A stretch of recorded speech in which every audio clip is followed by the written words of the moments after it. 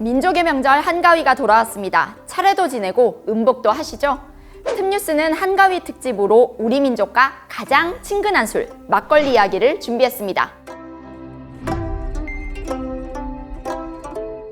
쌀로 고두밥을 지어 물 누룩을 섞어 발효시키는 막걸리는 정확한 기원은 알려져 있지 않습니다.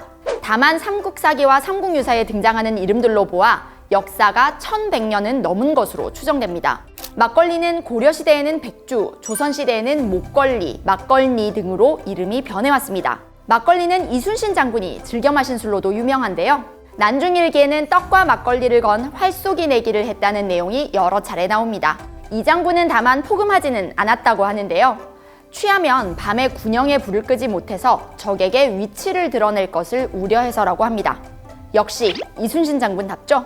막걸리는 조선시대 고문수단으로도 쓰였습니다. 신문당하는 사람 얼굴에 젖은 한지를 씌워 숨을 못 쉬게 하는 도모지 고문인데요. 물 대신 막걸리를 부어 고문 강도를 높였습니다. 막걸리가 조선시대 폭탄주 제조에 활용됐다는 설도 있습니다. 1837년께 술 담그는 비법을 적은 양주방이라는 책자에 혼돈주 제조법이 나오는데요. 정조 임금 때인 1782년 전북 남원 갑부의 장남인 이불로는 기생과 밤새 혼돈주를 마시고 다음날 아침 숨진 채 발견됐다고 합니다. 백범 김구 선생의 일화도 재밌는데요.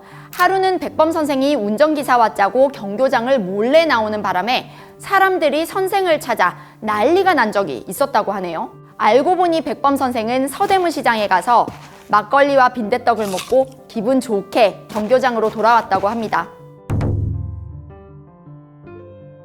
막걸리는 일제강점기 밀주단속에 이어 1960년대와 1970년대 일명 막걸리 금지법으로 한동안 암흑기를 맞았습니다. 그러다 80년대 말 쌀 생산량이 크게 늘어나자 정부는 1991년 약 30년 만에 쌀막걸리 시판을 허용합니다. 막걸리는 대통령의 술로도 종종 등장했습니다. 1960년대 중반 막걸리 금지법을 시행했던 박정희 전 대통령은 정작 막걸리를 좋아한 것으로 유명한데요. 배다리 막걸리를 가장 즐겨 마셔 이 막걸리에는 일명 청와대 막걸리라는 별명이 붙었습니다. 노무현 전 대통령은 농촌 체험을 갔던 마을에서 마신 대강 막걸리를 이후 청와대 만찬 행사 등에서 즐겨 찾았습니다.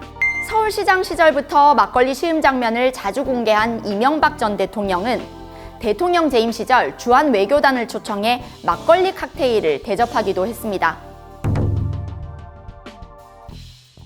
아버지 세대의 술이라는 이미지로 조금은 올드하게 느껴졌던 막걸리는 2000년대 후반 건강을 중시하는 웰빙 바람을 타고 전성기를 맞습니다. 특히 2009년에는 내수화 수출이 모두 큰 폭으로 증가했고요. 설 선물 세트로 처음 데뷔도 하고 수능 시험 문제로도 등장했습니다. 막걸리, 이만하면 출세한 건가요?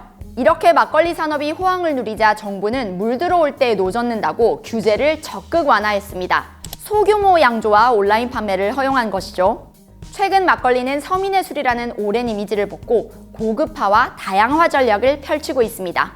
수박, 망고 등 과일을 활용한 막걸리가 출시되고 한 병 가격이 19만 원에 달하는 도수 15도짜리 막걸리도 나왔습니다.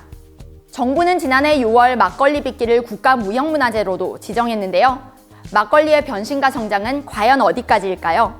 우리 술 막걸리, 앞으로 더욱 흥하기를 바라봅니다. 오늘은 여기까지입니다. 틈뉴스 2탄 추석 선물 변천사도 많이 기대해주세요. 연합뉴스와 함께 풍성한 한가위 되십시오.